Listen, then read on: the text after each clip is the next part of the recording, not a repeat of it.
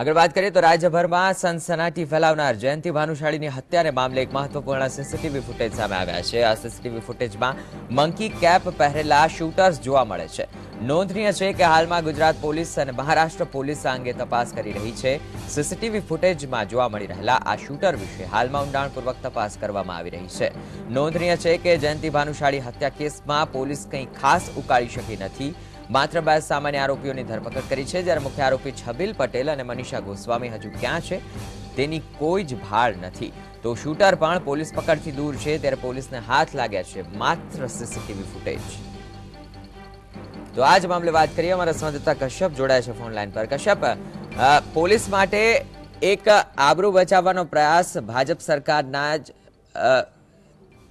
नियंत्रण हेठळ पोलीस कामगीरी करी रही है। भाजपना नेतानो हत्या केस है और हाथ लाग्या है मात्र सीसीटीवी फूटेज। मुख्य आरोपी हजू दूर है।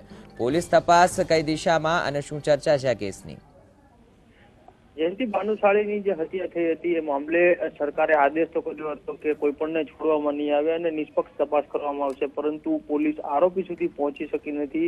मात्र पोलीसने सीसीटीवी हाथ लाग्या छे ने जेमां 2 आरोपीओ छे सामखियाળી चेकपोस्ट पर पसार थता હતા એ દરમિયાનના આ સીસીટીવી ફૂટેજ છે તે પોલીસના હાથે લાગ્યા છે। 2 આરોપીઓની ધરપકડ ચોક્કસ કરી છે, પરંતુ તે ખાલી જે છબીલ પટેલ છે તેના ફાર્મ હાઉસ ઉપર જે 2 વ્યક્તિઓ રોકાયા હતા તેની જ ધરપકડ કરવામાં પોલીસને સફળતા મળી છે। મુખ્ય આરોપીઓ કે જેને સોપારી આપી હતી તે પણ પોલીસ પકડથી દૂર છે, જ્યારે બંને શૂટરો છે જે પૂનાની ગેંગના છે તે બંને શૂટરો પણ હાલ ફરાર છે, परंतु ए बंनेना सीसीटीवी फूटेज है ते पुलिसे कब्जे कर्या छे। हाल आ मामले गुजरात पुलिस और महाराष्ट्र पुलिस है ते तपास करी रही है। जी धन्यवाद कश्यप, विगतो साथे अमारी साथे चर्चा करवा बदल।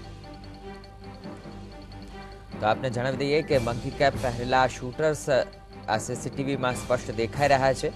जयंती भानुशाळीनी हत्या केस मामले एक महत्वपूर्ण सीसीटीवी तो कही शकाय, परंतु हजू मुख्य आरोपीओ पोलीस पकड़थी दूर है।